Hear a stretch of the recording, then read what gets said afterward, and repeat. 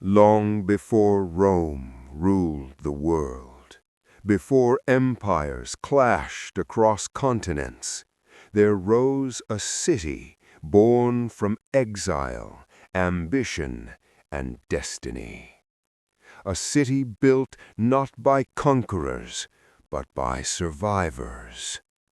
On the shores of North Africa, beneath an unforgiving sun, a group of Phoenician settlers began a journey that would change history forever.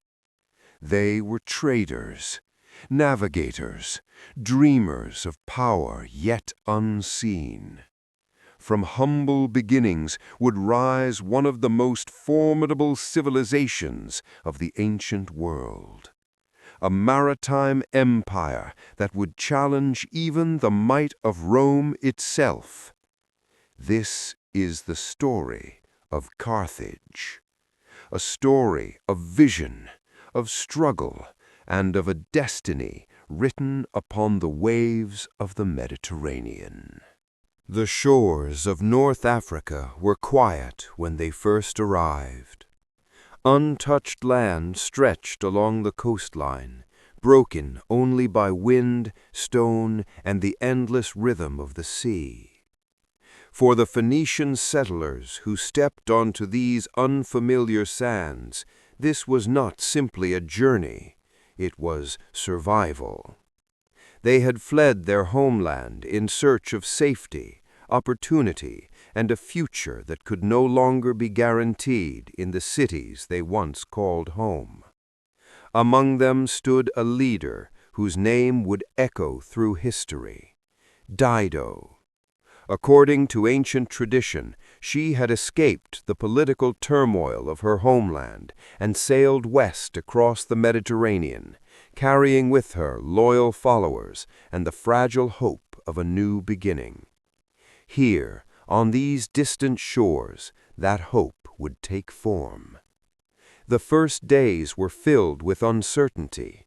Temporary shelters rose along the coastline as settlers began carving a place for themselves between land and sea. Wood, stone, and determination became the foundations of a new city. Slowly, the outlines of a settlement began to appear. Simple structures became streets. Streets became neighborhoods, and the quiet coastline began to transform into something far more ambitious. The Phoenicians were not conquerors in the traditional sense. They were masters of trade, navigation, and diplomacy. The sea had always been their greatest ally. Ships soon filled the growing harbor, bringing goods, knowledge, and connections from across the Mediterranean world. Merchants arrived carrying textiles, metals, spices, and stories from distant lands. What began as a refuge slowly evolved into a thriving hub of commerce. But Carthage was not built on trade alone. Spiritual rituals were performed to bless the city and its future. Priests offered incense and prayers beneath the open sky, asking the gods to protect the fragile new settlement. For the people who lived here, the success of this city meant more than prosperity, it meant survival. Day after day, workers shaped stone, raised walls, and expanded the harbor that would one day dominate Mediterranean trade routes. The settlement grew stronger with each passing season. Defensive walls rose along the edges of the city. Shipyards echoed with the sound of tools striking wood and metal. And beyond those walls, young warriors began to train, not for conquest, but for protection. For in the ancient world, prosperity often invited rivalry, and every growing power eventually attracted the attention of others. Yet in these early years, the people of Carthage could not yet see the storms that awaited them, for now they saw only possibility. A city rising from exile, a harbor filling with ships, a future slowly emerging from the edge of the sea. What began as a desperate escape was becoming something far greater, a civilization that would one day challenge the greatest empire the world had ever seen. As the years passed, the fragile settlement on the North African coast began to transform. What had once been a refuge for exiles slowly evolved into a center of ambition, trade, and influence. The people of Carthage understood something that many civilizations of their time did not. Power did not only come from conquest, it came from connection, from the sea, from commerce, and from the ability to shape the flow of wealth across the known world. The harbor became the beating heart of the growing city. Ships arrived daily, carrying metals from distant lands, rare textiles, spices, and ideas that traveled farther than any army could march. Merchants spoke in many languages, markets filled with unfamiliar goods, and slowly Carthage began to weave itself into the economic fabric of the Mediterranean. Yet prosperity alone could not guarantee survival. The ancient world was unpredictable, and every rising power attracted attention. Defensive walls were strengthened, training grounds were established, shipyards expanded beyond simple trade vessels. For the first time, the city began to invest not only in commerce, but in protection. Warships took shape within torch-lit docks, their hulls crafted with precision and purpose. Sailors trained to navigate both calm seas and violent storms. Commanders studied maps beneath flickering light, anticipating threats that had not yet appeared on the horizon. Outside the city, fields expanded to feed a growing population. Irrigation channels carved through dry land transformed survival into sustainability. Trade routes stretched across deserts and seas, connecting Carthage to distant civilizations. With each new connection, the city's influence grew. Diplomacy became as important as strength. Envoys arrived bearing gifts and treaties. Alliances formed quietly in shadowed halls, and the leadership of the city began to look beyond immediate survival toward lasting dominance. At the center of this transformation stood the legacy of its founders. The vision that had begun with a small group of settlers was now taking on a scale few could have imagined. Carthage was no longer merely a settlement, it was becoming a maritime power, a network of ships, markets, and alliances that extended across the Mediterranean world. But with growth came rivalry. Other civilizations watched carefully. Some saw opportunity, others saw a threat. And although the people of Carthage could not yet foresee the conflicts that lay ahead, the foundations of future struggle were already being laid. For in the ancient world, greatness rarely went unchallenged. The rise of Carthage was only the beginning, and beyond the horizon, forces were gathering that would one day test the strength of this remarkable city. As Carthage continued to expand its reach across the Mediterranean, its presence could no longer go unnoticed.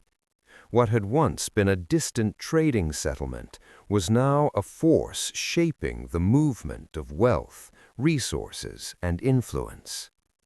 Ports that had once welcomed its ships with curiosity now began to watch them with caution. Trade, after all, was never only about goods. It was about power. Carthaginian merchants negotiated treaties and established networks that stretched from the coasts of North Africa to the distant shores of Iberia. These connections brought prosperity, but they also brought competition. Across the Mediterranean world, rival civilizations were rising, each seeking its own path to dominance. Alliances shifted like the tides. Trust was measured in opportunity rather than loyalty. And every successful voyage strengthened Carthage's reputation as a maritime power. Within the city, preparations reflected a changing reality. Defensive walls were reinforced, warships grew larger and more advanced, training grounds echoed with the disciplined movements of soldiers, preparing for threats that had yet to fully reveal themselves. Leadership councils debated the balance between commerce and conflict, for prosperity had created a new challenge. The more Carthage gained, the more others feared what it might become. Diplomatic envoys arrived bearing cautious words wrapped in formal respect. Behind those words, however, lay uncertainty. The ancient world was entering a period of transformation. New ambitions were rising across distant lands, and among these emerging powers, one would soon stand apart. Far to the north, on the Italian peninsula, a civilization was beginning its own ascent. Its people were disciplined, its ambitions were vast, and its future would become inseparably linked with that of Carthage. At first, contact between the two worlds remained indirect. Traders observed each other's movements. Messengers carried fragmented reports of growing influence. Maps began to show overlapping spheres of expansion. What had once been open sea was slowly becoming contested space. Yet few could have predicted the scale of the conflict that would eventually emerge. For now, the Mediterranean remained a stage of silent rivalry. Carthage strengthened its fleets, expanded its alliances, and continued to shape its destiny through strategy rather than war. But history rarely allows rising powers to coexist peacefully forever. Beneath the surface of prosperity, tension was quietly building. The next chapter of Carthage's story would not be written only with trade and diplomacy. It would be written with decisions that would alter the course of the ancient world. As Carthage expanded its reach across the western Mediterranean, the balance of power began to shift. Trade routes that once flowed freely now carried tension beneath their surface. Regions that had once existed on the edges of influence were becoming increasingly important. Among them, one stood above the rest: Sicily. Positioned at the crossroads of trade and strategy, the island had become a focal point for competing ambitions. For Carthage, it represented opportunity. For others, it represented a limit that could not be crossed. Across the sea, another power was rising.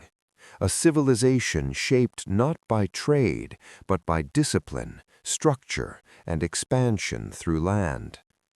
Its influence was growing steadily, its reach extending beyond its immediate borders. And as its awareness of Carthage increased, so too did its concern. The Mediterranean was no longer an open network of exchange. It was becoming a contested arena. Carthage strengthened its fleets, securing vital routes and reinforcing key positions. Diplomacy continued, but it was no longer driven solely by cooperation. Beneath formal agreements lay strategic calculation. Each decision carried weight. Each alliance held potential risk.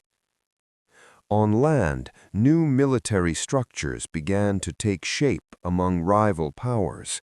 Training intensified, defenses expanded, and preparations were made not for trade, but for confrontation. For the first time, the possibility of direct conflict began to emerge, not as an immediate certainty, but as an inevitable outcome of two expanding worlds. Carthage, master of the sea, and a rising power that would soon challenge its dominance. The stage was set, the balance was fragile, and the Mediterranean was no longer large enough for both to rise without consequence. The tension that had been building across the Mediterranean could not remain unresolved forever. In the contested waters surrounding Sicily, two powers finally moved beyond observation and into confrontation. What began as a struggle for influence had now become something far more dangerous, a test of strength, a test of strategy, and a test of survival. The fleets of Carthage, long dominant at sea, advanced with confidence.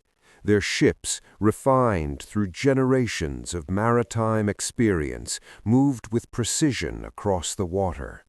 But this time, they faced an opponent unlike any before, a power that had studied them, adapted their methods, and prepared for this very moment.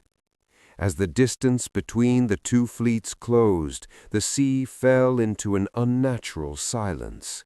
No negotiation followed, no warning was given. And then the first collision came.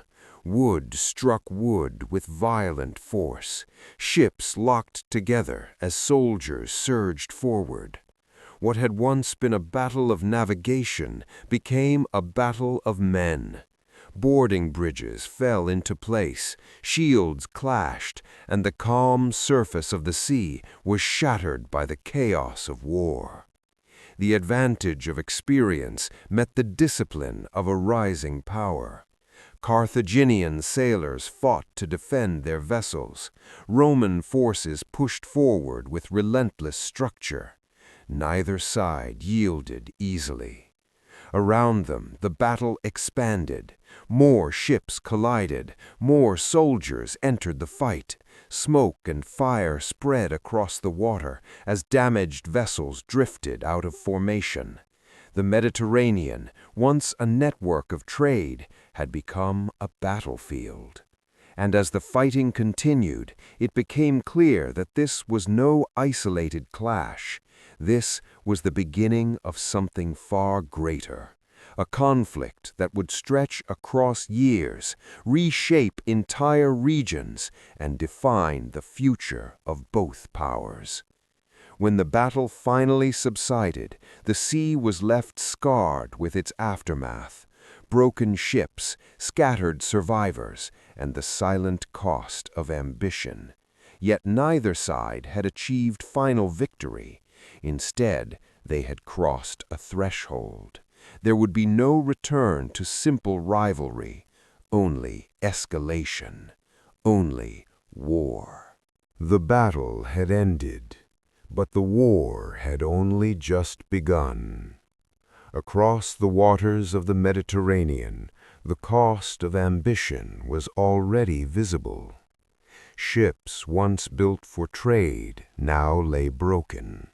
Sailors who had once carried goods across distant shores now carried the weight of survival.